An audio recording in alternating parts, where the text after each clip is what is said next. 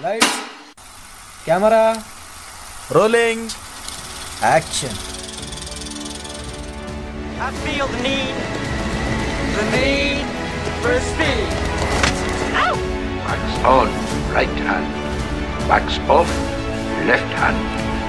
Wax on, wax off. He taught me, keep your friends close, but your enemies closer. 106 miles to Chicago. We got a full tank of gas, half a pack of cigarettes. It's dark, and we're wearing sunglasses. Hi, I'm Joe, and this is the Filmjoe podcast, where film talk happens.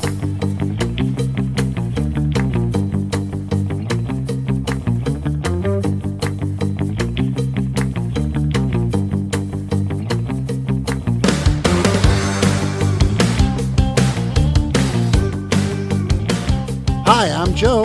I'm Daisy. And welcome back to season 4 to the podcast where we talk about films, filmmakers, trends, the good, the bad, and the not so bad, all in the spirit and for the love of film. All right, so here we are. First episode of the season. All right, I'm ready to roll. Yeah, you think, oh yeah, we had time to rest and not get, have to do podcast stuff. No, that's all I've been doing. I know, right? Yeah, it's like, oh, what break? But there was a break. And we had some time to chill out, but also come up with some great ideas that we can bring into the new season to make it more exciting, more dramatic, more intense, and bigger, better. I hope you guys enjoy. Alrighty, so on this first episode of the season, well, we're going to get weird, more than usual, of course, and we're going to be delving into the world of the para-weird. But before we continue, just please be aware that there may be spoilers. So if you have not seen any of these films, you may want to pause this, go watch the films, and then come back to us. If not, well, you've been warned, and enter at your own risk. Yeah, which, I mean, you should have seen these already. These are pretty good films. Yeah, and they've been around for quite a while, so, and who knows, maybe even with spoilers, you'll want to watch them anyway, which I hope you guys will, because these are a couple of very interesting, well, at least one of them is, but we'll get to that. Okay. Alrighty, so, so guess what? I just went to go see Terrifier 3. Dude, I am so freaking jelly. Oh, geez. This movie is the most disturbing, sick, twisted piece of cinema I've seen in so long. Oh, God. You know what? I have to say, Art the Clown is my favorite horror figure. Yeah, you know what? That character is what makes the series. I mean, you take out the component of Art the Clown, and especially the actor who I'm ashamed to say I don't remember his name. Without him, the movie's, you could just say it's garbage. It is, because you know what? I can tell if it's the OG Art the Clown. Not only by his, facial structure, but also by his mannerisms, the way he moves, it's... He fucking nails it. I mean, he's fucking scary. He's creepy. I love him. Oh, yeah, no, he's amazing. Well, there was another film right before all three of these. It was a film called All Hallows Eve. Have you seen this one? I have seen it. It was like an anthology, right? Yeah, it was kind of like, I guess VHS, because it was a VHS tape, and this woman put it on, and you get the 3 or 4 stories, and it was an interesting film to say the least. It was. I like the one where Art the Clown is the main character. And then there's this other one where I want to say it's aliens. That was bad. Dude, that was cool. Oh God, that was so cheesy. But you know what? I did see what Damien Leone was doing. I mean, who directed, of course, all the 3 Terrifier movies. Right. You can see his talent and his skill coming into development at that point as a horror director, kind of like his student film, if you will. Right. And but there was a different actor playing Art the Clown. No. Watch it again, and now that you're completely familiar with the character, the actor. Watch it again and you'll see, oh fuck, that is not Art the Clown.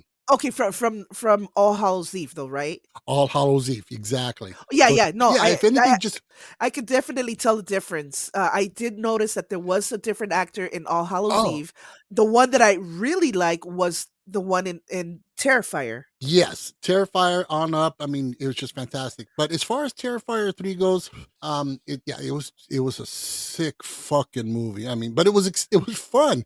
But again, like we said earlier, you don't have that character of Art the Clown and the actor playing them. The movie's just kind of trashy.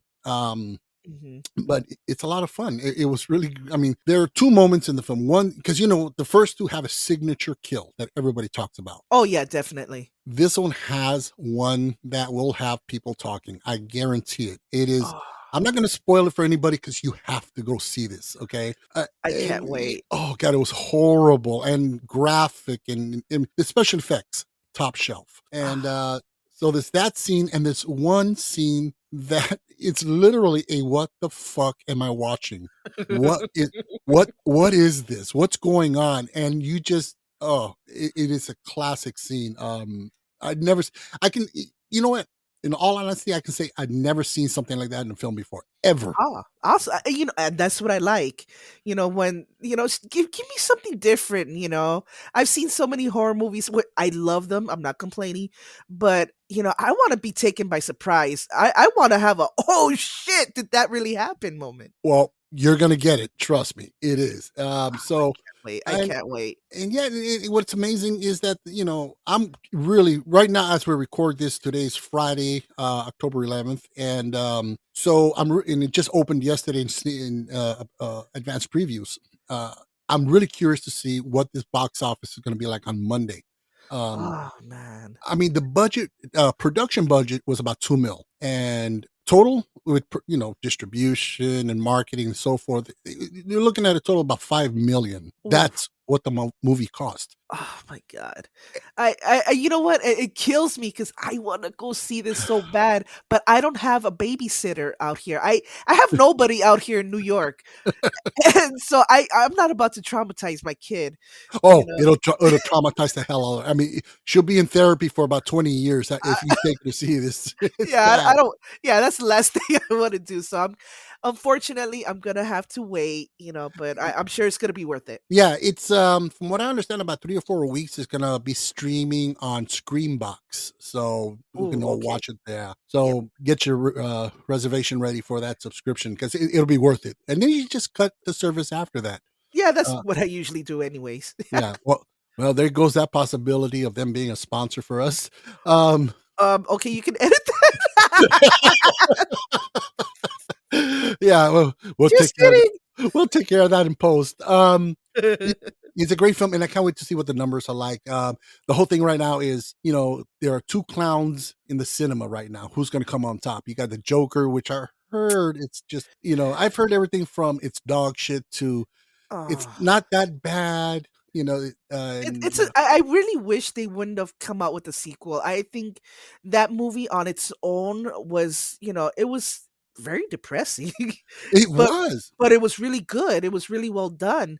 I don't think it was necessary to have a sequel, especially with Lady Gaga, who is a great, she's awesome. I've seen her in American Horror Story. She's awesome, but no. Yeah, and then Todd Phillips, who is a damn good director, he directed the first one. I got experimental. From what I hear, there's a lot of musical numbers, and that kind of throws the whole Oh, thing off kilt. yeah.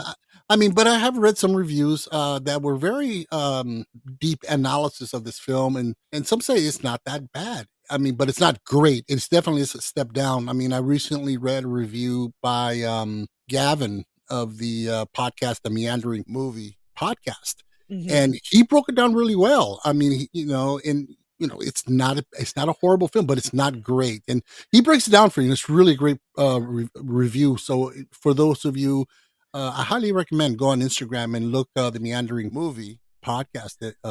Check them out. They have a really good review on it, and many others. I'm plugging these guys because they're going to come on our show soon. So I can't wait. I really can't wait to talk to these guys. Oh yeah. So Gary, Gavin, we're waiting for you. Okay. Yeah.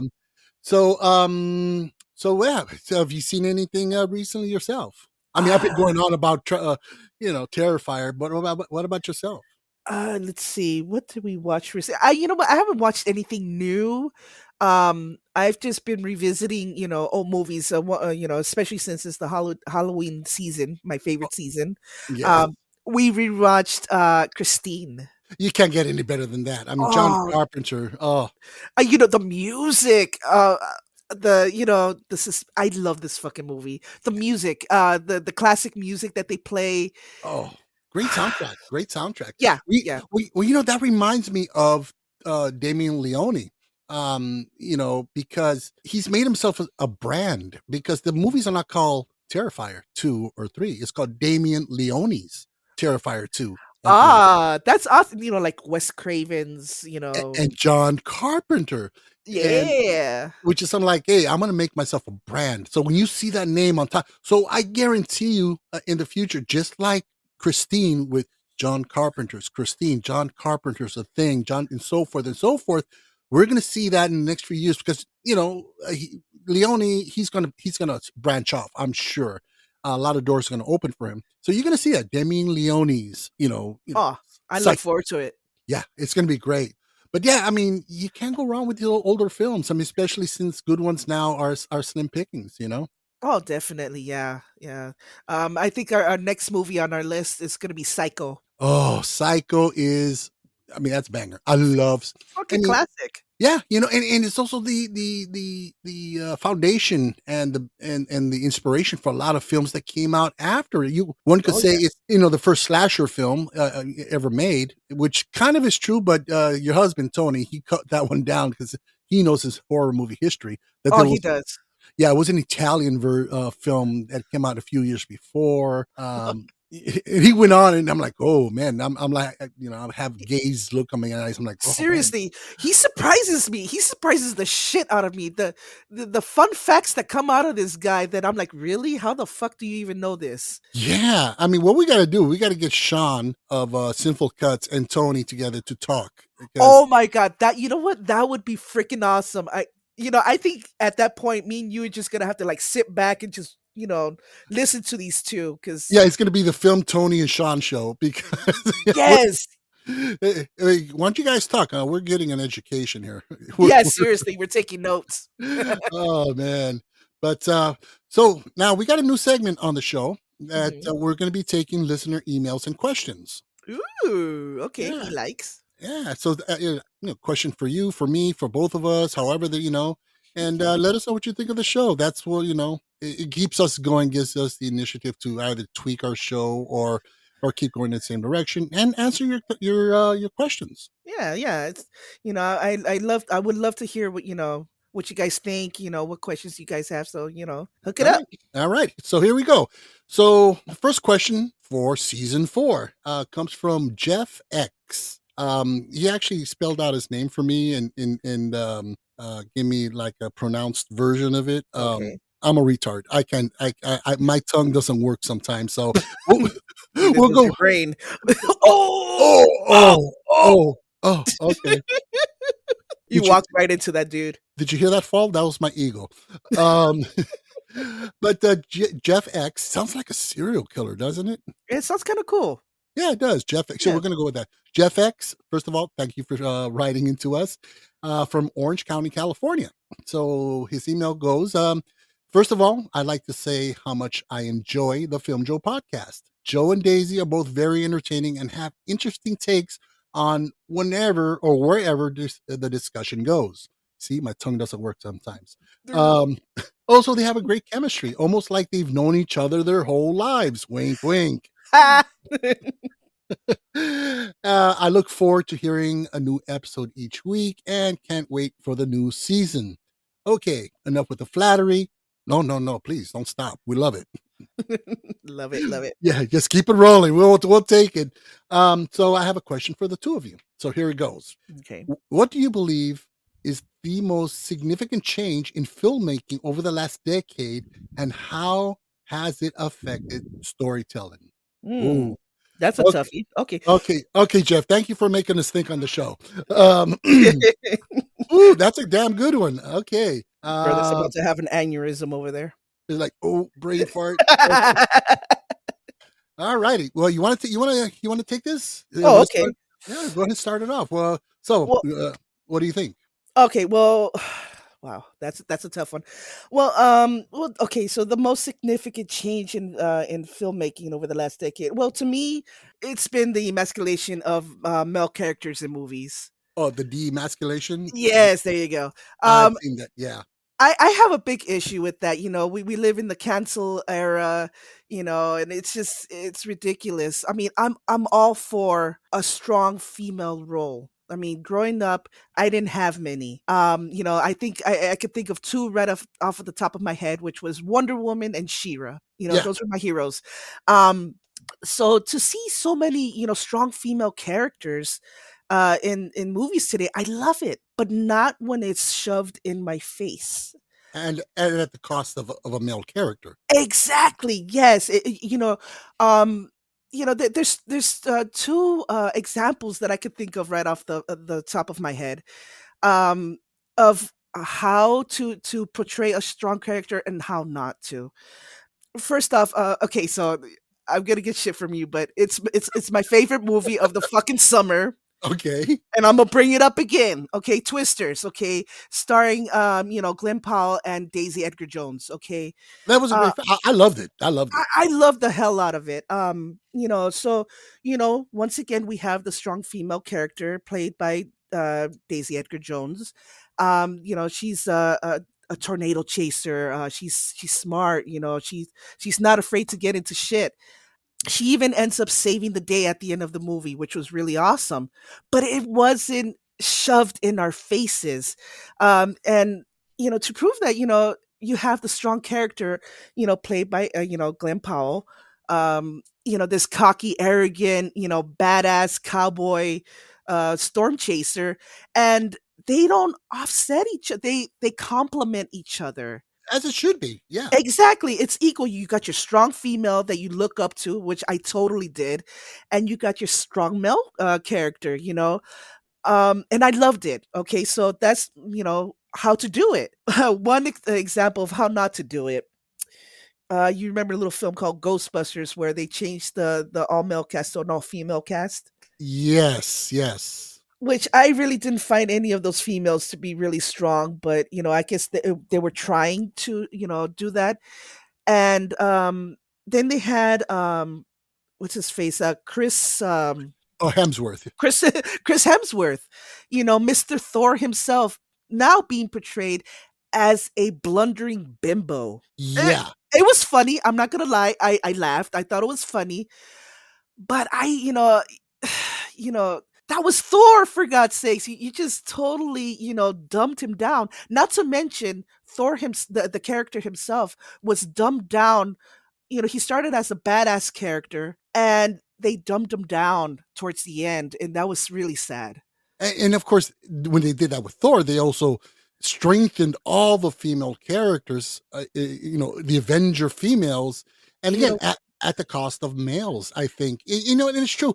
You make a great point. I mean, you got that aspect, the demasculation. I don't know if I'm saying that correctly. Again, my tongue doesn't. My tongue or demasturbation. My tongue doesn't work sometimes. Wow. Wow. But you also have in the same I guess you could say neighborhood as that, you have the sexualization of women, which has always been frowned or is frowned upon now, which I agree. We shouldn't be sexualizing women in such a exploitative manner. Exactly, but they do it to men. I want to say that they did that in Ghostbusters, didn't they? Oh no, not in Ghostbusters. No, they did it in Ghostbusters. They did it in Ghostbusters, but they also did it in Thor. Yes, where they although I wasn't complaining because I got to see some Thor booty, right? But they just stripped them down. I'm like, holy shit! I'm like, nice ass, but that's that's right. Basically what we've been doing to women, but now they're doing it to men, and I'm sorry, but the whole purpose of bringing a person up in life, as a woman, we're now strong women. It doesn't mean that we have to downgrade our men. True, I agree. And so it's a double standard. I mean, it's not okay to sexualize women. It's bad. And then, look at Thor. Look at that ass. Or look at our secretary, our male secretary. What a hottie. Yeah. That you flip the roles on that in the film now, and go, oh, that's not right. You know what? Sexualization of characters should not be the focal point, male or female. Exploiting and sexualizing a character for the sheer purpose of that. It's wrong, regardless of the gender. So, and then It's a double-edged sword. It's a Yeah. double-edged sword. Yeah, I mean, some say, well, they've been doing it to us for decades. So, fuck, you want to start now? Okay, we're going to get some interesting reactions. That was very controversial, but fuck, it's so true. I agree. It really was. We should, okay, men, they treated us, like shit back in the days. This is now. It's, it's not the same as what it was before. We should not punish our new generation for something they had no part in. Right. No, it's true. You know what? I agree. And to the latter part of Jeff's question, how has it affected storytelling? Well, there you go. You get this forced agenda thrown in theirs, and it's distracting. Opinions are one thing. We're great. I don't mind messages and opinions, but when they seem shoehorned in and it's so obvious, it is distracting to to the process of storytelling. Yeah, look at Captain Marvel. I can't stand the bitch. I really wish Wonder Woman would come over from DC and kick her ass. And decapitate her, just get rid of her. I hated the way that she was portrayed. She was arrogant and just annoying. Right. Well, you opened up a can of worms there. That was a good, that's... I'm all about equal rights. Equal. And equal representation, equal treatment. It's like, okay. Yes. I too... I love a good, strong female lead, a good, strong character, a woman who takes charge, who defends the day and so forth, but not at the cost of anyone else as a foil. So, yeah, I agree. That's a very good point. So, wow, how the fuck do I top that shit? Okay. Well, okay. Now, my point that I'm thinking is as far as where filmmaking is today, which is, I think it's at a low point, despite the fact that we got a lot of great stuff coming out, a lot of event films and stuff. To me, one of the most significant changes in the last decade or so, which this change actually started, I say the mid 90s to the late 90s, but it really got into full gear within the last 10 years, is the use of computer generated images, CGI. I do think that it is being overused. It's the lazy way out. I'm all for in-camera. If you give me some in-camera stuff, give me some practical effects. Let's get some real engineering, into play here. And, I think it was Sean who brought in this quote that he heard somewhere else of Sinful Cuts. Great podcast. Listen. It's what was it? CGI looks real but feels fake, and practical effects look fake but feel real. Yeah, and I miss the days of practical effects. I'm not trying to down CGI or anything. It's wonderful, but it has made movie makers very lazy. It's so easy to go to your computer and make this effect. While back in the days, we had to get creative. Yeah, I mean, you got pipe cleaners and duct tape and all kinds of doodads to create an effect. I mean, and it's an art. It's an art, and it's almost a lost art. But we got it's coming back a little by little. But has it affected storytelling? I think so, in the aspect that it is distracting. You got a movie like which is it's very not very warmly received, like Megalopolis, the Francis Ford Coppola film that just came out. That's really a disaster of a film. But it's 100% CGI. And it's, okay, you're trying to make a point, trying to tell a story, but you're looking in the background and go, well, that's some beautiful looking CGI. If you're saying that shit while watching a film, that's distracting. It's distracting, and it does affect the storytelling. Special effects are to augment the experience, not replace the experience or become the center point. And although, one could make the argument with special effects like, like what we mentioned earlier, Terrifier 3, which was heavy with practical effects and which is the star of the movie. But, it's part of the experience. And if you got a movie like, look, let's go with a better example, Star Wars, 1977. That right there, yeah. And that was that's true. Yeah, and it was Yeah. amazing. You look at this, and what I came away with as a kid back in 77 when I first saw us, about like 10, 11 years old, is, of course, spaceships, explosions, lightsabers and laser pistols. But I was also engulfed with the lore and the characters, Luke Skywalker, Han Solo. It was a great story. So even though that's what impressed me the most as a kid, but what did I come away with? A universe of characters, of story, of lore, of all this great stuff. To me, again, CGI is distracting because it's CGI. What I'd like is a good combination that because I thought you were referring to like the later Star Wars movies, because I think because they built a lot of their props, their backgrounds, right? They did, and I love that combined with CGI elements kind of makes it pop.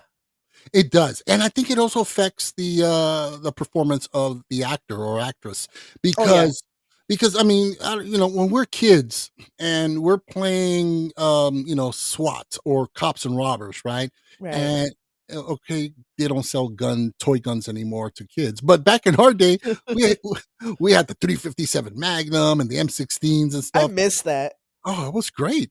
And so we're playing SWAT and cops and robbers, and we have that brand new M16 machine gun from Kmart that mom and dad bought us, right? You believe that you believe your character. You are there.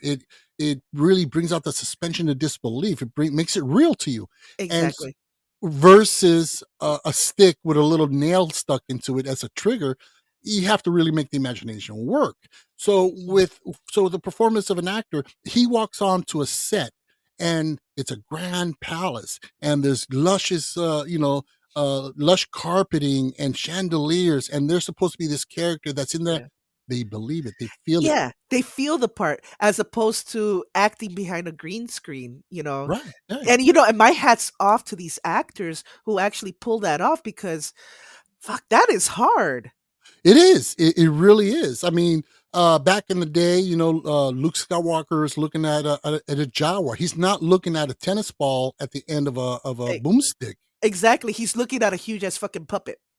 Right. And and he can pretend because he sees it in front of him. So I think that does augment and improve the performance of an actor. Hence, it affects the storytelling. So I think what we got now, not to disparage, the Marvel films 100%, but these films are shot all on a sound stage with green screens, and maybe that's why their performances are so dry and not so soulfully felt. Yeah, that's true. Yeah. Well, so that's my take. Jeff, I hope we were able to answer your question. Hopefully we weren't too long-winded on that, but it's some really interesting stuff these are the things that affect cinema. No, it's a good question. Really good question. Yeah. So Jeff, once again, thank you so much, and we appreciate the question. Thank you, Jeff. Jack, thank you. And keep listening, and keep the flattery coming our way. We love the flattery. We love it. Thank you. All righty. So what do you say we get into this week's episode for season 4? I can't wait. I cannot wait. All righty. So it's time to get weird. It's time to get weird. All right? All right.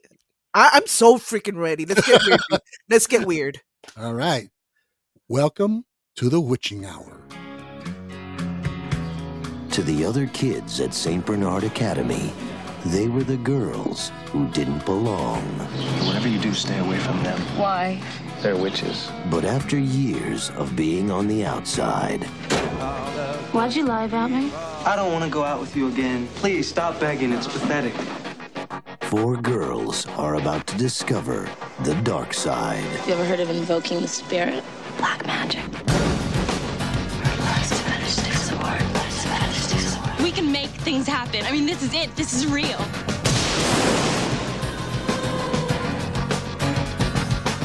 Columbia Pictures welcomes you the witching hour.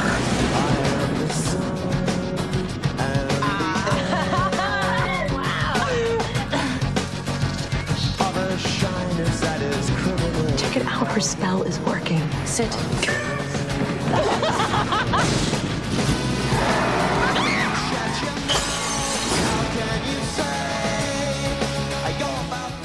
A newcomer to a Catholic prep high school falls in with a trio of outcast teenage girls who practice witchcraft, and they all soon conjure up various spells and curses against those who anger them. The film we are talking about is The Craft from 1996, directed by Andrew Fleming, and the film stars Robin Tunney, Fairuza Balk, Rachel True, and Neve Campbell. So, for this film, we'll be rating this on the Filmjoe scale of 1 to 10 Athems. Okay, all right. I like that. I was going to kick your ass if you said fucking broomsticks. Broomsticks would have been good. No, there was not one fucking broomstick in this. Now, for those of you, I say Athems, Daisy, for those who don't know. It's basically a tool used during rituals. It's essentially a dagger. It's used to consecrate a circle and such. So yeah, it's used to focus your energy through. All right, there you go. So now we know we're one step closer to becoming Wiccas. All right. All right. So, so I remember when this film first came out, and I tell you right off the bat, I didn't like it, which is why I wanted to revisit it. I'm one of those that if I don't like a film initially, and years and even a decade or two have passed, I wonder why. And so it was good to go back to this one. And, so I have an interesting perspective on this one. So, okay. All right. And I know it's one of your favorites. It is. I mean, it's first off, that was my time. That was my era. Mm-hmm. The clothing, the music, that was all me. Right. But also because, I myself am a practicing Wiccan. I have mad love for the movie. Yeah. So folks, if you want to send in really pissed off emails and angry, nasty emails to Daisy, think twice about it. Oh, I'm lovable. All right, so let's get into some of the, some little brief history, a little production backstory on this. Okay.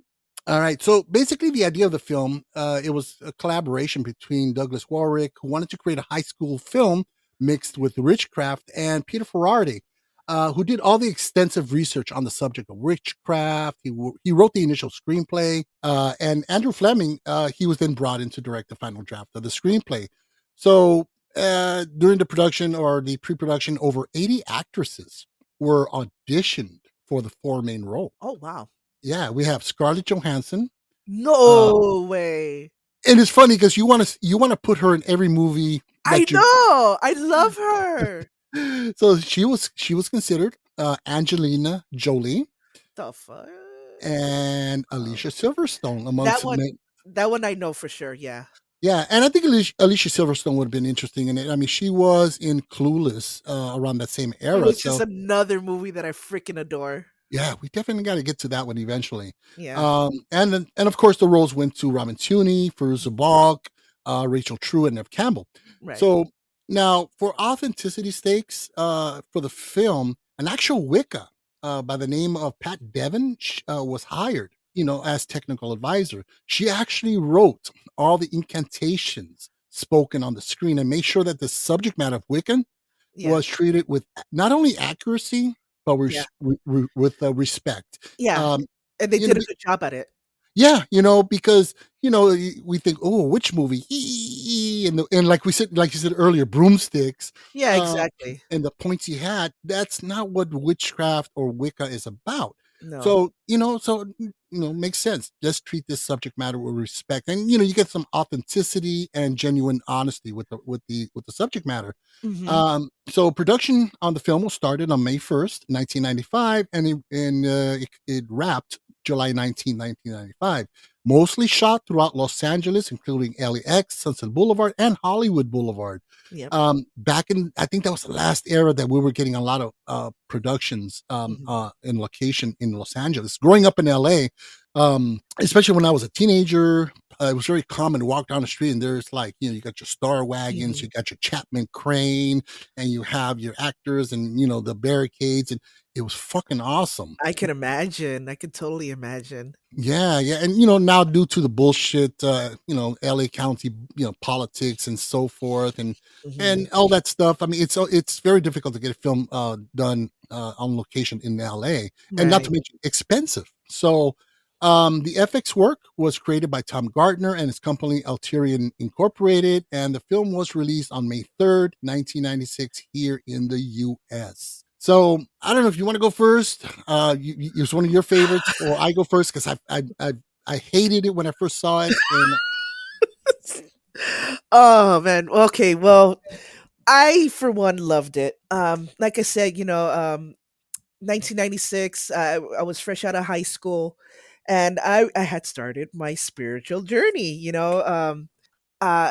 So when a movie like this came out, truthfully, I don't remember watching it when it came out. I think I watched it like after the fact when I was getting into Wicca.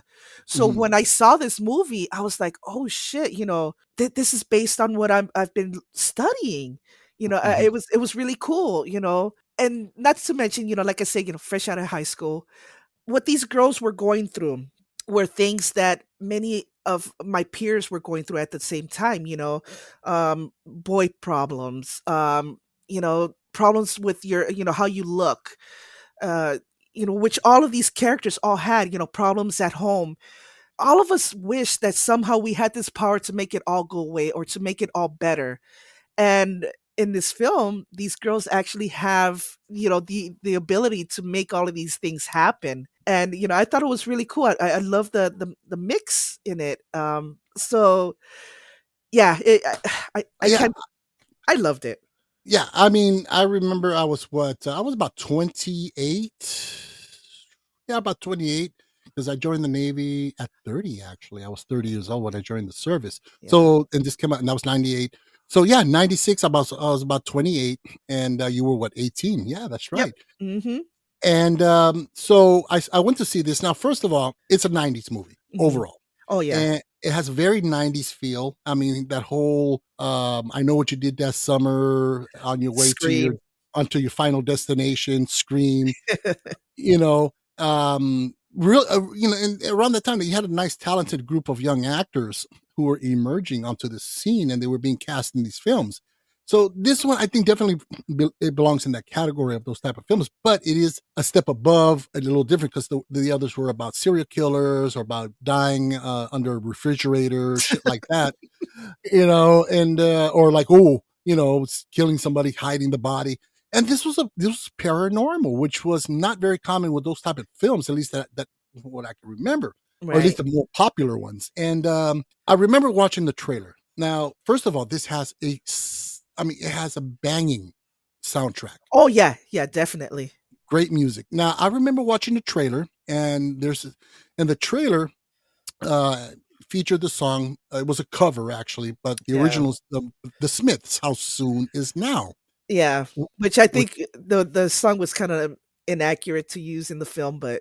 Right. Well, I love the fucking song, right? I love it. I love it, too.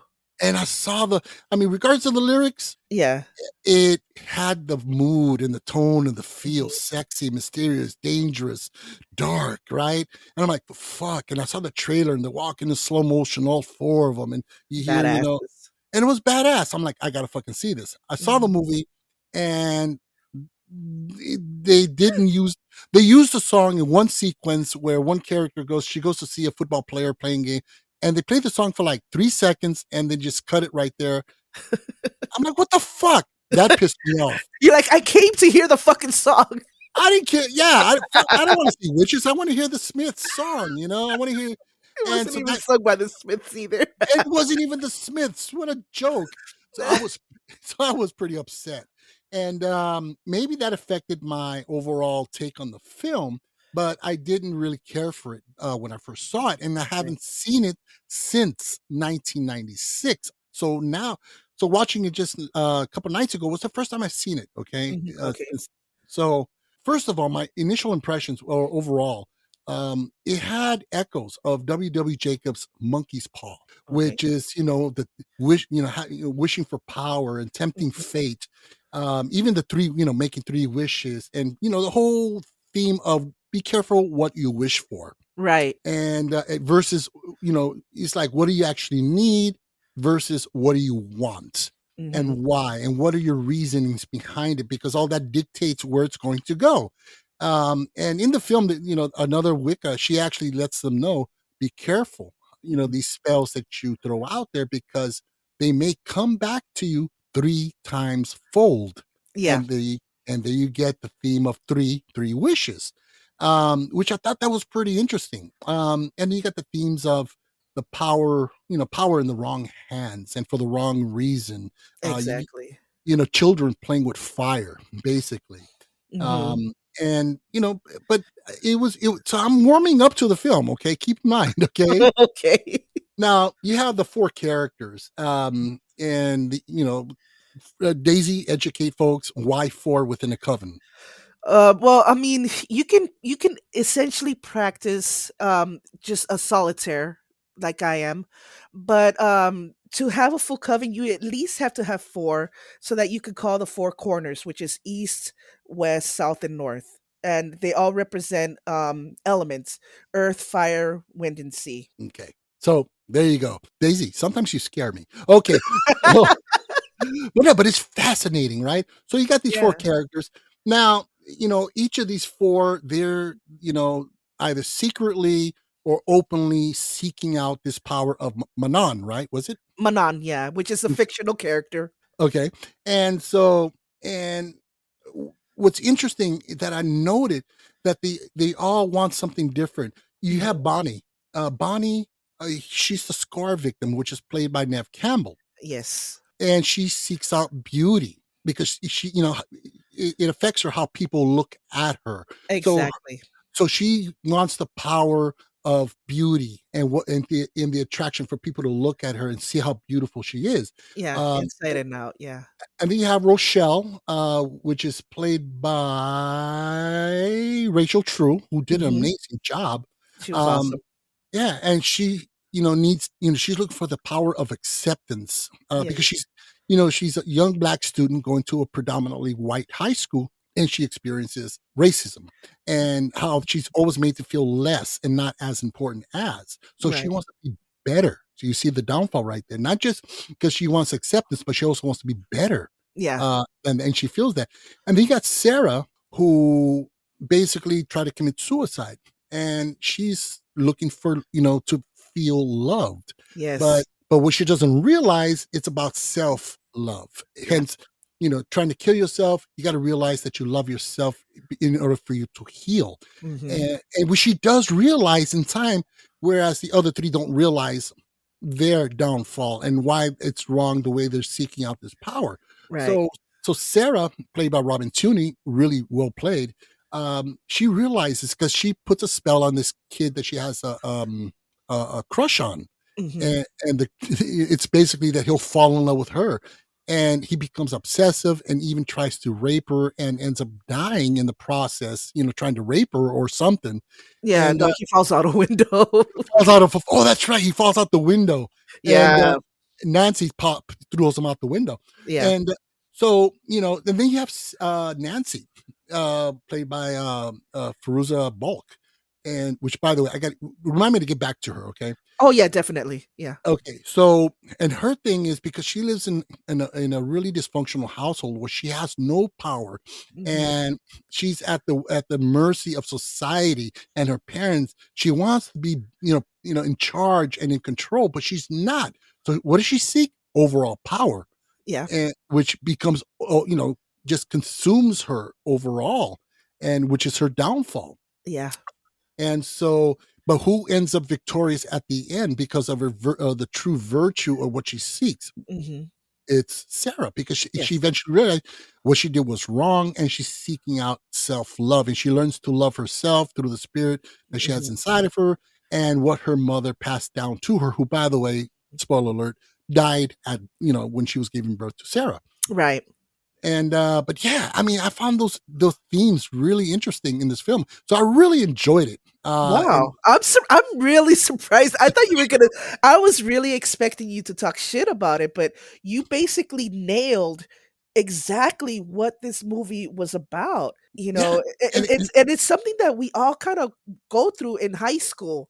You know, all of those things we all went through in high school, and yeah, we always wanted, to somehow fix it. And this is how, a witch would do it. right. And and I thought there was some clever ways, and I know we spoil a lot of stuff, but there's a few things I don't want to spoil it. I mean, I do recommend if you guys haven't seen it, check it out. It's worth the watch. I mean, it's very stylized, it's very 90s, which I love because I mean, it's funny because we're going to cover Gen X or Generation X movies later on. This one is a Gen X movie as well, Yeah. and it's pretty good. Now, Fairuza Balk, Yes. who plays Nancy. Cray cray bitch. Oh God, She jeez, was awesome. She was fucking awesome. she was brilliant. You can see the crazy floating around and doing the back pedals behind her eyes. Yes. I mean, amazing. She was great. She stole the show.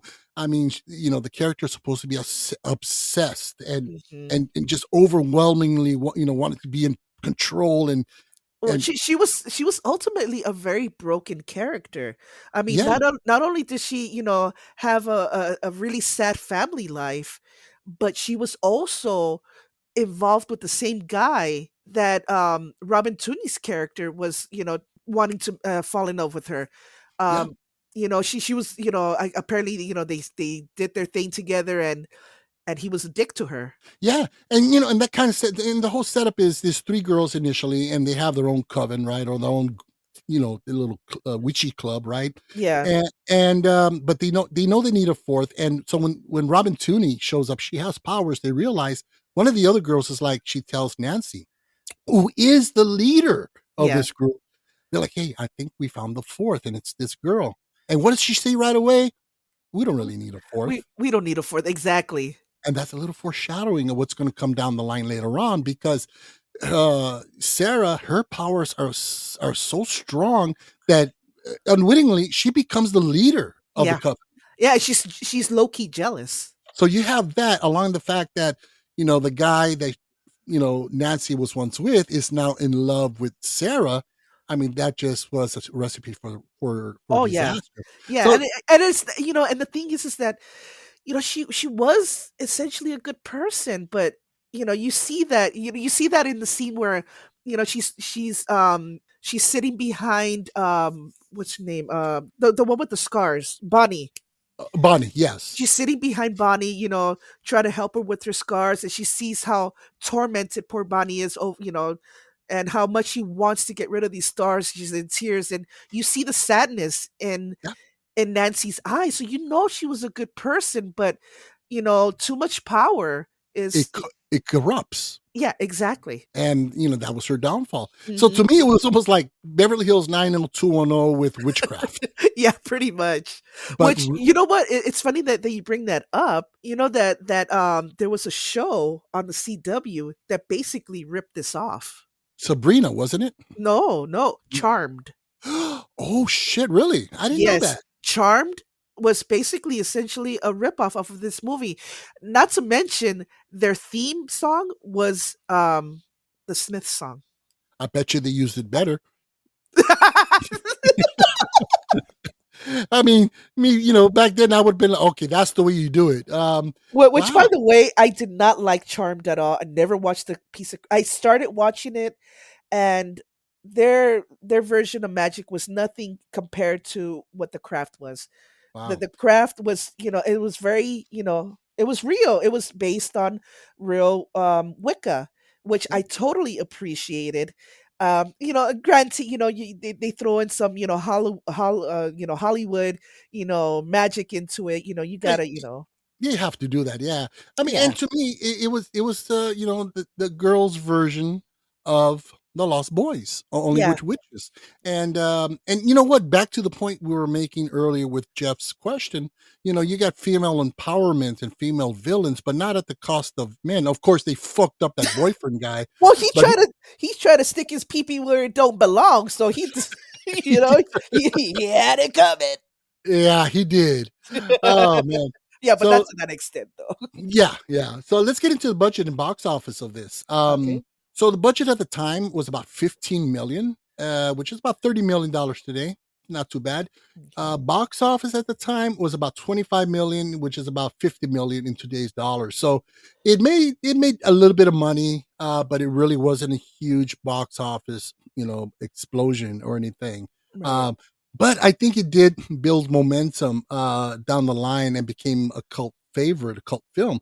And it gained its following and became a popular film, which is it's still considered a very classic film. To tell you, whenever there's talk about doing a remake, which we'll get to in a little bit, people get pissed off. Yeah. And but yeah, so again, it didn't hit that mark in that level of popularity initially, but it grew, and it definitely has its following today. Right. Definitely. So let's go with the now reviews and scores. The film initially it received mixed reviews. Yeah, Roger Ebert. Get ready to hate him. I can see what he's saying here, but Roger Ebert gave the film 2 out of 4 stars. Eesh, okay. He said that the movie's failure is one of imagination. It tilts too far in one direction towards horror and special effects when it might have been more fun to make a satirical comedy about punk teenagers. I disagree. Yeah, that's a different film overall, but maybe it's what he wished the movie could have been, or just what he'd like to see as opposed to this. I'm pretty sure he dug Sabrina the Teenage Witch, Right. Well, you know why? Oh no, not Sabrina, the other one, Charmed. Oh, Charmed. I'm sure he liked that shit too. You know why? Because they used the song how Oh Lord. Okay. All right, so IMDb is sitting at a 6.4, Metascore 55, Rotten Tomatoes critic score 57, audience score 65, a little higher. There's your following. And Letterboxd, it's at 3.5 out of 5 stars. So that's not too bad. So yeah, you can see what those numbers now, because a lot of these numbers like Letterboxd and Rotten Tomatoes, these are, they accrued up to currently. So currently that's where it stands. So hence it has a following. Yeah. So now sequels and spin-offs. Now there was a straight to DVD sequel in the works. Yeah. I did hear about this. Yeah. Yeah. And it was terminated in 2016. And Sony Pictures, they announced that there would be a sequel to The Craft, and people were not really happy about it. It spawned a shitload of negative reactions from fans of the original film. It was fine just the way it was. Right. Now, in 2019, March of 2019, it was announced that there was a sequel in development over at Blumhouse Productions. Jeez. Now, Blumhouse, it's a hit and miss for me. Right. And they started production in July of 2019. And in 2020, September, they released a trailer, and it was announced, a theatrical release. What was it called? I didn't even write this shit down. The Craft Legacy. Okay. And it came out in 2020. It didn't do well at all. It crashed and burned. I didn't even watch it. Yeah, I saw the trailer and was not impressed. Even especially when I saw the trailer, I still hadn't rewatched the original. Do you know what it was supposed to be about? Because I don't remember. I know I read the synopsis and I'm like, crap. Yeah, I ignored it. Know. Yeah, kind of like that annoying person at a party that they try to talk to you, you just ignore them. That was this movie for me. Yeah, exactly. I wasn't gonna waste my time on what potentially was gonna be crap, and I was right. Yeah. Alrighty, so let's give our ratings. You want to go first? I'll go first. Right. Like I said, that this movie is, I freaking love the hell out of this movie. I really I could really relate to this movie. That was my time, my era, my music. I try to look and see where I can find the negatives, because I don't always like to give, super high scores. But to be honest, I really can't see anything that I disliked this time around watching it. I loved it as much as I did when I was, 18 years old. I'm gonna give it a 10. Wow. Okay. Well, I love it. It's one of my favorite movies. It's a movie that it's my personal favorite, and yeah, I love it. Okay, no, fair enough. I mean, sometimes we gotta score from the heart. I mean, that's what movies are. They affect us inside, and if that's what it makes you feel, there's your score. Exactly. Yeah. Now, Yeah. not like Drop Dead Fred. Dude, I'm gonna go on about that fucking movie till season 12. Okay. All right. So for me, it was an effective 90s teen supernatural thriller. Doesn't come across as a cheesy young adult, kind of like CW kind of show. No, not at all. And it's better than the others, like, within the category of I Know What You Did Last Summer, Final Destination, Scream, all those kind. It wasn't over the top. Solid performances, especially by Faruga. It's not your fault. Yeah, I know. Fairuza Balk. Yeah, I mean, she really made that movie pop overall. She really did. The gothiness. Yeah. So my score on the Filmjoe scale, I'm going to go with a 7.5 out of 10 Athens. You know what? I'm not going to complain about that. I really thought you were going to shit on this movie. I was ready for it. I'm like, oh, good Lord. Hey, sometimes I surprise people. Yeah. So, all righty. Nice. Yeah. So it was a good viewing, and I was very, very pleased, surprisingly. So, yeah. All righty. So let's move on to our next. Okay. Let's do it. All right. He comes from the past to destroy the future. In a time of fear and suspicion, You choose to admit your crimes before man and God? his coming was foretold.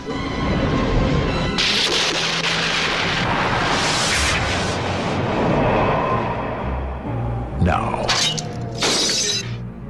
he is here. You know the signs. You are bewitched.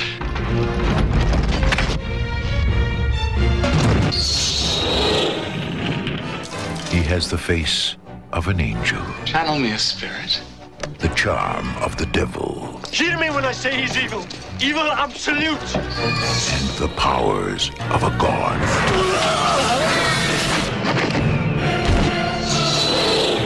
Satan also has one son.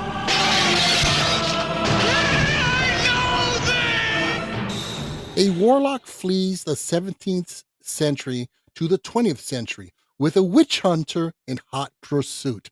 The film we're talking about is Warlock from 1989, directed by Steve Miner, which, by the way, he directed 2 of the Friday the 13th films and Halloween H2O. Yeah, and the film stars Julian Sands, Laurie Singer, and Richard E. Grant. So for this film, we're going to be rating this on the Filmjoe scale, on a scale of 1 to 10, evil dark books. Okay. All right. All right. So, this is one that I think I also saw maybe twice when it first came out. This was 89. And I only saw it a couple times, and, I guess it really didn't stick to me. So I didn't remember shit when I rewatched it just this afternoon. Yeah. But this is another one that kind of like went away, but it definitely had its following. And, I've talked to people recently and they're like, oh yeah, Warlock. Yeah. With, starring, which unfortunately he passed away. Yeah. Which was very sad. That was tragic. That was so tragic. Yeah. And, was it last year or this year? Last year, I want to say. Last year. And he went on a hiking trip by himself in the mountains out here in California, and was reported missing, and was found just a few weeks later, and he had unfortunately passed away. Yeah, And I think it was during the winter time, so it was snowing, so he died of exposure. Wow. Yeah. And very, very sad. I mean, he was one of those actors that he never made huge, big films, but he always made his mark in small films like this. Yeah, definitely. And this movie, I never, knew about it. It was Mom that actually said, "Oh, Daisy, I got a good movie for you." I'm like, "Oh, okay."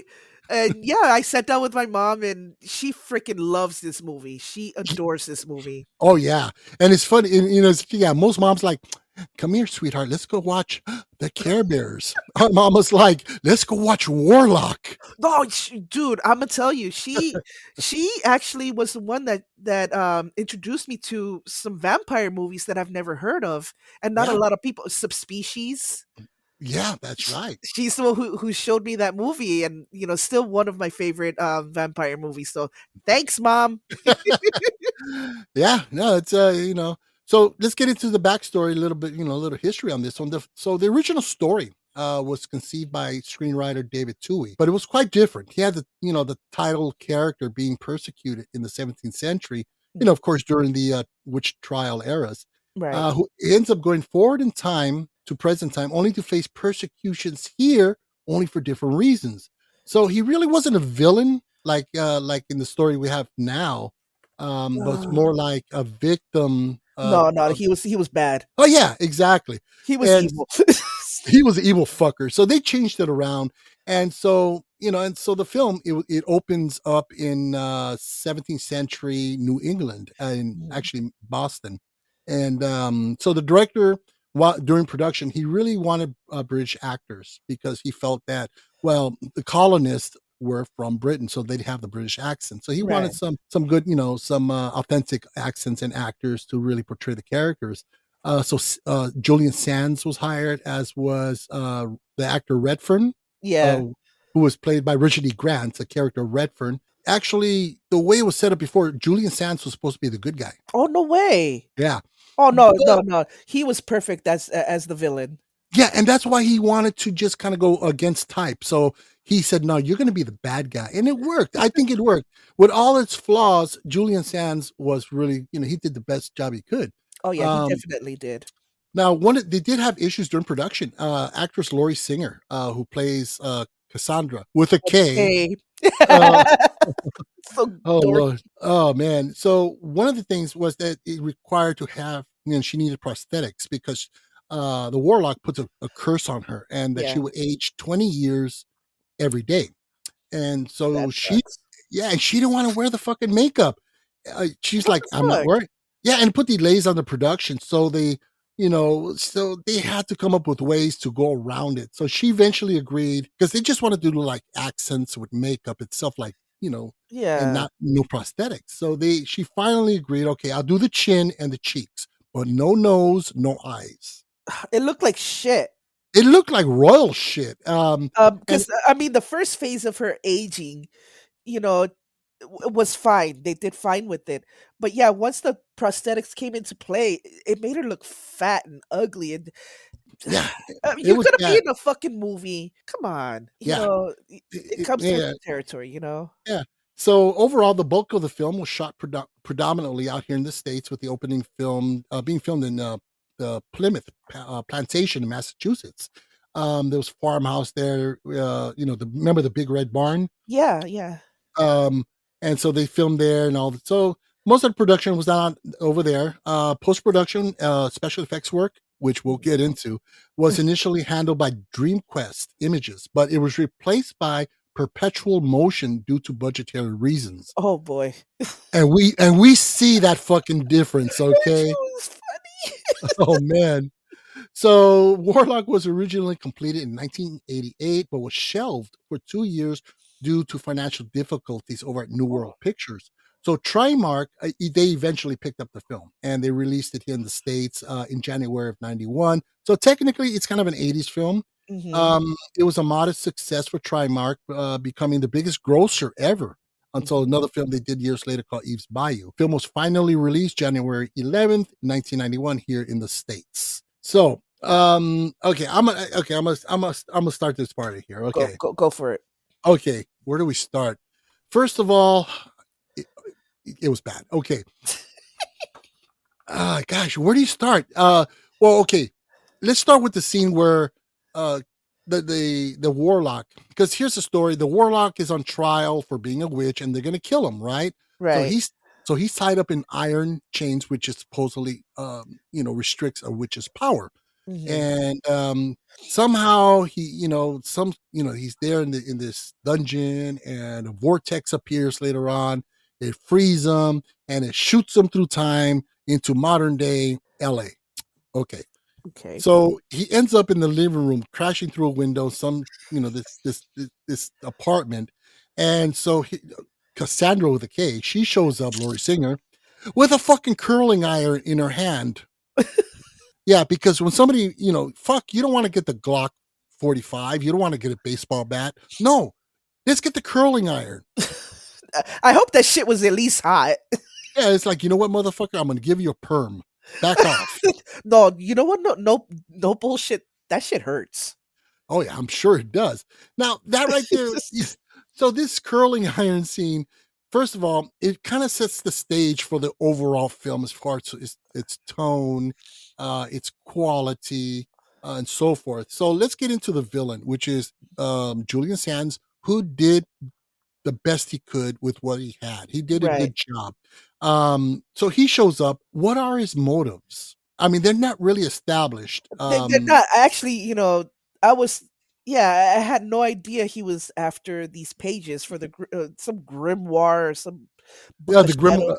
Yeah, grimoire, the Grand Grimoire. Yeah, which is a book of spells that was split up into 3 different pieces and hidden in different places. Because if you put it together and it's in the presence of a witch, the true name of God would show up on this book, and the warlock, at the behest of the devil, can undo all of creation. I mean, to me, it just sounds like a lose-lose situation. There's no logic to it. But anyways. There was really no logic. I mean, he's about to, they were going to burn him. Burn him at the stake and stuff, yeah. Yeah, they were going to burn him at the stake. So he's like, all right, you know what? Let me just go, morph to a different time and cause havoc on, on that side. Yeah, and, okay. So he was just a really, really, really bad witch. Ooh. Why? Why was he a bad witch? Exactly. What the fuck did he do? I'm thinking the motherfucker's innocent, right? Or maybe he was just unjustly accused. Yeah, I'm trying to see some kind of good side. Oh, Cassandra's being nice. She has him in the bed and everything. He's gonna show her some kind of mercy. No, and it's not until I believe the 3rd act that we find out. Oh, he killed the witch hunter's wife. Yeah. Okay, give us the motivation for our villain in the 3rd act while we're still wondering what the fuck is going on, right? Exactly. So now the devil, or was it the devil or some demon that commands him to do so? So this demon or devil or whatever the fuck it is that wanted to get these books together, why wasn't he a character? Even if he was not seen, he was not established in the beginning of the film, nor in the middle, maybe barely towards the end. It's like, oh, he freed the warlock so that he can go forward in time, get the book, put it together. Even though it was available in his time. It was available. I mean, maybe because they had records in the future. I don't know. But so why choose this warlock? Why him? Why 1989? There's so many whys. And again, he's just some schlub that this demon chose. Okay, you're going to be my servant. But again, none of that is established for like foreshadowing or setting up, because the real villain is that demon, but it's not a character. Exactly. I mean, he's still floating around there somewhere. Yeah. And, so that made no fucking sense to me. And again, why this specific time? None of that. It could have been a setup in the beginning. Okay, the demon or devil tells the warlock, I'm going to send you to 1989. Why? Because in this year, this happens, and yada, yada, yada. Like Terminator, he was sent back for a specific reason. You know what? It does kind of resemble Terminator. There's 2 guys that sent to the future or the past or whatever the fuck. Wow. And so that was, it just had me scratching my head throughout the whole film. So you don't have that, character setup or motivation or foreshadowing for what's going to happen. The book isn't mentioned until later. It's like you piecing together as the movie goes along versus, sometimes that's good in a film, but you know what? Let's set it up. Let's get some simple expository, nice little setup, and let's get moving from there. Now we know what our mission is. What the fuck is the mission? I mean, for all I know, the warlock could have been a good guy. I didn't know. Yeah. So that was piss poor execution. Also, Cassandra, who gets involved in all this mess, he curses her with being, she ages 20 years a day. Yeah. What was the fucking point of that? Yeah, exactly. She wasn't the menace. Now, let's backtrack a little. He could have killed her. He could have, and it would have made a difference. I don't need this bitch, right? Yeah, exactly. So let's backtrack a little. The whatchamacallit, the Warlock, he gets, he goes in through this time warp or this, time wormhole DeLorean or whatever the hell it is. And Richard E. Grant, he plays a witch hunter who's, wants to see him executed. Right. He gets sucked in through the wormhole as well. So he comes out this time, Oh, and so, I got questions about that too. Yeah, exactly. So the real threat is not Cassandra, it's Redfern. He is the real threat. He's the hunter of witches. So why this focus on, I shall curse you, you will age, just kill her. Exactly. Besides, she was a horrible actress. Horrible actress and a horrible fucking character. Really annoying character. I mean, off the bat, I'm not kidding. Within 5 minutes of the introduction of her character, I'm like, please, oh Lord, oh Jesus, oh mighty power, don't let this woman be a regular part of the character, the main character. Yep, and she was. So overall, this movie might have been bearable. It's still ass. The movie still was really bad. Okay, and I think had there been a more talented actress involved in that role, it might have made it more bearable. Possibly. It would have been half-ass, not full-ass. This is full-ass. It's full ass. It's full fucking ass. And so that really brought down the tone. And not to mention, it was overly, it was just not overly, on the contrary, it was underacted. It was, you got over the top. This was way under the top. Yeah. Her gay roommate, who has a ring, remember, so she has a roommate who's gay, and he has this ring, and so the Warlock who's alone with him, he's like, oh, what's that ring? Oh, it's a ring I bought here and there, yada, yada, right? And they go, I want it. Oh, I would give it to you, but it won't come off. Out of nowhere, the fucking Warlock grabs a cleaver and chops off his finger and takes the ring. Yeah. Now, I'm thinking, this is a plot point. No, not in this fucking movie. So there's no reason. No, not only that, then he makes out with him and spits out his tongue. Why? I don't know. Yet because he's a bad witch. So he does that to poor gay dude, but to Cassandra, he's like, I'm gonna make you old. Yeah. I didn't get that at all. And now back to the acting, when the her roommate gets his finger chopped off. I mean, look, I'm going to be screaming like a banshee if you cut off my fucking finger. Yes. This guy, it's like, he goes, oh, I like that ring. Bam! Chops off the finger. He's like, oh, you chop, dude. Do you remember Buffy the Vampire Slayer, the movie? Yes. Paul Rubens, when he got sting, he's like, that was him. That was him. It's really bad death. And he's like, oh. So that was really bad. And so it was very I mean, again, you got, Richard E. Grant, who is still acting to this day, and he is an amazing actor. And Julian Sands, they turn in really decent performances with the garbage that they have to work with. So they did the best thing. But this woman, I'm sorry, she was annoying. Yeah, Laurie Singer, she went off to do other stuff. I don't know what, but my God, it's like, and she's kind of like, I'm not going with you because I don't know what you want to do. And she's trying to be feisty, and she just comes across as flat and like she's reading the script right before her. She just sounds, she's airheaded, bimbo-y, obnoxious. Yeah. She was a bitch. That scene where she's driving, putting on her fucking lipstick, not even paying attention. Old lady crossing the street, and she stops the car, and then she has the fucking audacity to fucking honk at the poor lady. I'm like, are you fucking serious, bitch? I think that was the director's attempt at humor. I don't know. I did not like her from that point. Yeah, and finally, another thing that usually you got some setup, some expository, some foreshadowing, as far as like the tricks and the signs of witches, things, little things you do to find a witch and the whole lore of witches. Mm-hmm.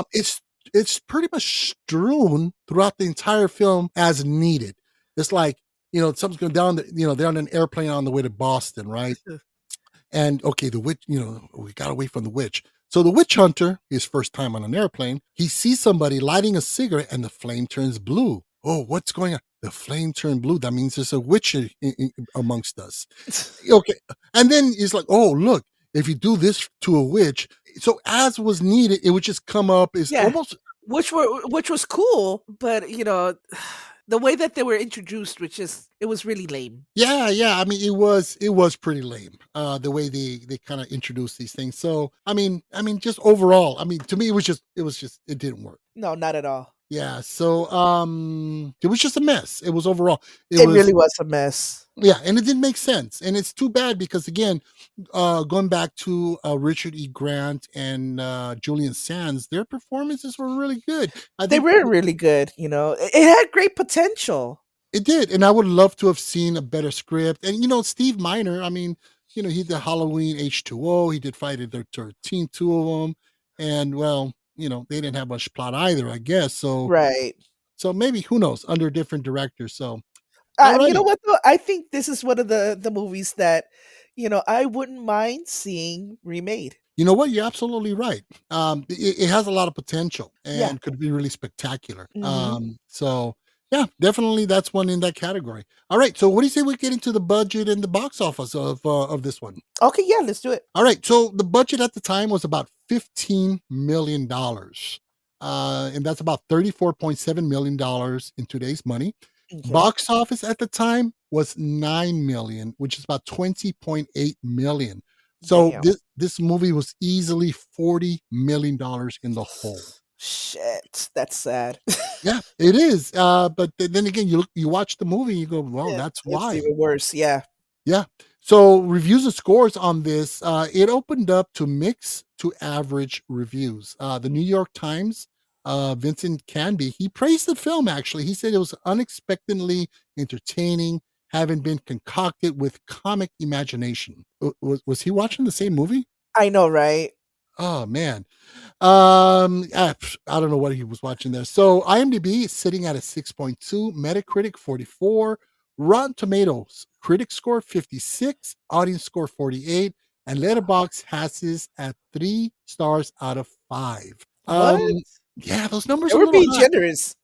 Maybe, you know what? I don't know if it's nostalgia, whatever, but possibly. I don't know. It just, I can't agree with those scores. No, not at all. Now, sequels and spin-offs and so forth. There was a sequel made in 93.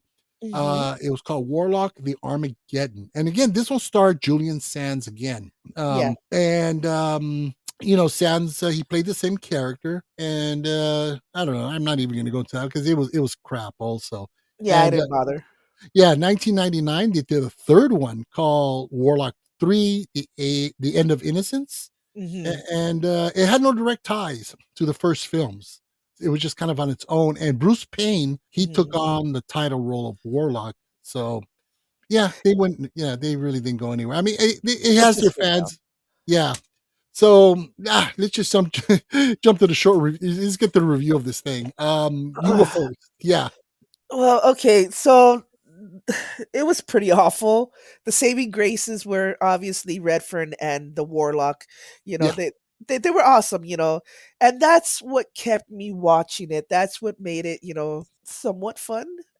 Well, it gave it some credibility. It did. It really did. I mean, I thought he was a wonderful, villain, Julian Sands. Yeah, he was cool. My rating is gonna, it's gonna go down because of Cassandra with a K. She was an annoying bitch. She had no redeeming qualities. She was a dumbass. Yeah. Overall, what were we rating this on? Books of Darkness. Books of Darkness. Fuck. I feel like I'm being nice by giving it 5 Books of Darkness. Okay. All right, fair enough. I mean, all right. So it wasn't horrible. It wasn't, it wasn't painful to watch. I was in pain. For me, I don't know. I guess it just brings back memories of watching movies with mom, I guess. But okay. So I'm being nice. I'm being really nice. Five Okay. five books of shadows or whatever the hell those things Books of were. Darkness. Okay. So for me, you know what? The movie was a mess. The script was just all over the place. It made no sense. It gave us, it was just illogical all the way through and through. Characters poorly developed. And again, like Cassandra with a K was a horrible character. And that just brought the whole movie just crashing down for what could have been a mediocre kind of, oh, it was cheesy, but with fun. I think she just brought the whole thing down. She really did. Yeah. So for me, I'm gonna have to give this 4.5 out of 10 Books of Darkness. Yeah, I was actually gonna go for that rating too, but like I said, I was being nice. That 0.5 was nostalgia. I get it. You know what? You know what? I think, and also for Julian Sands, God rest his soul. Yes. Yeah. Exactly. Yeah. There you go. Good enough. Yeah. All right. So now, you got any further recommendations of these type of films? You are the witch expert here. Let's see. Okay, so yeah, actually, you know what? I have two movies that come to mind that, two of my favorites. Like I said, I have three favorite witch movies. There's not really much to choose from. So aside from The Craft, Practical Magic, 1998, Sandra Bullock, Nicole Kidman, and Aidan Quinn. Okay. All right. It's really a nice little tale. It's really sweet. It's about curses and sisterly bonds, the love between two sisters, and there's some romance in there, and it's just literally the Midnight Margarita movie. I totally adore that movie. It's really sweet. I love it. Okay, I gotta give that one a chance. I've not actually seen it. It's really awesome. I love the movie. Okay. I think you'll like it. All right. So the second movie that I totally love, a little bit more spicy, more comedic, The Witches of Eastwick. What was it? 1987, starring Jack Nicholson, Cher, Michelle Pfeiffer, and Susan Sarandon. Ooh, that is a banger. Love that film. One of my favorite Jack Nicholson films. Love that one. Fucking awesome. I mean, basically, it's these three women, middle-aged women, I guess. They have kids. They're single moms, and they get together. Have their martinis and just talk a lot of shit. Just unwind. And Right. after they get nice and tipsy, they start describing what they want in a guy. So they go in, they go all in. They put in all the details of what they want in a man, and that somehow conjures up Mr. Jack Nicholson, the horny devil himself. Oh, yeah. I mean, you can't get better than that. And My god! And you know who directed this, right? No, The same director who gave us Mad Max and Babe the Pig. Oh no freaking way! George Miller directed this. And I mean, you talk about a versatile director. I mean, but yeah, definitely. That's a hell of a good witch movie. Man, love it. Yeah. And it's funny because, I mean, there are a few really good witch movies, but it's not really a solid subgenre. Yeah, I'm more than certain, our listeners probably thought that I was gonna come out with like Hocus Pocus. I'm sorry, I could not jump on that bandwagon. Yeah, I mean, you know what? It's great for those who love it. Good for you. That's great. Yeah, it has its following. It has its groupings. Yeah, but me being a very witchy person, I love the subject of witchcraft. This was actually, you know what? I do have a third. Oh, okay. What is it? I don't know if you can really connect them. I guess you could. The Believers. Well, the Believers. The Believers dealt with magic. But it was Santeria. Yeah, where Wicca is one religion, Santeria is just another religion. A form of, well, you know what? Okay, you know what? We'll let that one slide in because. All right. Yeah, because it is witchcraft. Yeah, and that movie scared the shit out of me. I mean, being Yeah. Puerto Rican, I mean, that's kind of a part of our culture, and it's very real, at least to us. Oh, most definitely, yes. That's a damn good one. A little side note, I got to see that at an advanced screening in Beverly Hills. Yes, and I heard who you got to meet. Oh, it was freaking awesome. Because at the time, a buddy of mine, he was a member of the Saturn Awards. So he would get Academy passes to go see movies ahead of time. And one of them was The Believers. And it was being shown at AMPAS, the oh shit, the Academy Awards building. I have And no idea. Yeah. and it was fucking beautiful. And we got I saw Zsa Zsa Gabor, I saw a bunch of film critics that we see on TV, a bunch of actors, and Martin Sheen himself. I would have fangirled. Well, he was such a gentleman, such a sweetheart. We went up to him, and we had the movie program, souvenir program, and I walked up to him and said, Mr. Sheen, can you please sign this for me? He goes, oh, sure, absolutely. And he took the time, and he goes, so he even asked us, did you guys enjoy the film? And we loved it. And I told him I was able to identify with a lot of it because I'm Puerto Rican. And he goes, really? Well, I'm Cuban. And yeah, it's in our culture. And we started talking. He was just beautiful conversation until his assistant let him know he had to leave, and he apologized. But just a sweetheart and just a great encounter. Really awesome. So yeah. So you know what? For that, I'll let the believers slide into. Yeah, it's witchcraft. It's hardcore. Yeah, really, really hardcore. All righty. So let's start winding this down. What do you say? All right, yeah, let's do it. As we sign off on this episode, we are the weirdos, mister. Nice. All right. So let's so next week, be sure to join us as we uncover the genre of the week, and we are off to court as we cover a couple of really awesome courtroom dramas. We're going to go with 1979's Kramer versus Kramer, starring Dustin Hoffman and Meryl Streep. A very, very intense, beautiful, tear-jerking courtroom drama. Yes. And the other one is A Few Good Men from 1992 with, get this, Tom Cruise, Jack Nicholson, Demi Moore, Kevin Bacon, Kiefer Sutherland, and Cuba Gooding Jr. Now that's a cast. That's a hell of a fucking cast. Yeah, that's a stacked cast. So I'm really, really good.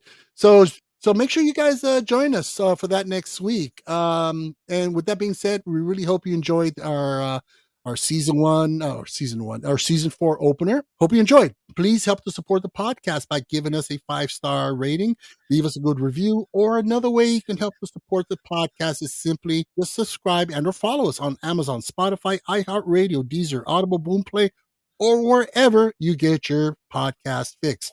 Also, don't forget to swing by our Instagram page. We got a lot of cool stuff on there, really interesting posts, announcements, just cool stuff. So check it out. We're on TikTok. We're also on YouTube, where we have all of our regular episodes drop as well. At least most of them. I've been having technical issues with that, but most of it can be found on there. All this stuff, you can find it in our Linktree link down below in the show notes. So please give it a click. Check it out. Gives you access to our merchandise store, our streaming platforms, all that good stuff. Helps you find us where the hell we are. You can also contact us directly via email to the filmjoepod@gmail.com. We'd love to hear from you and get your feedback. Also, please send us an email with your questions and comments. Let us know, and we'll read your email on the episode and give your name a mention. And with that being said, thank you, Jeff X, for that fantastic email and that awesome question. Yes, that was awesome. And I can't wait to, see what kind of questions, you guys have for us next. Absolutely. And if you guys want to send, hate mail for Daisy's opinions earlier, that's a separate email, no, I'm just kidding. But once again, thank you so much for listening. We're so happy that we're back for season 4. So with that being said, I'm Joe. I'm Daisy. And this is the Filmjoe podcast, where film talk happens.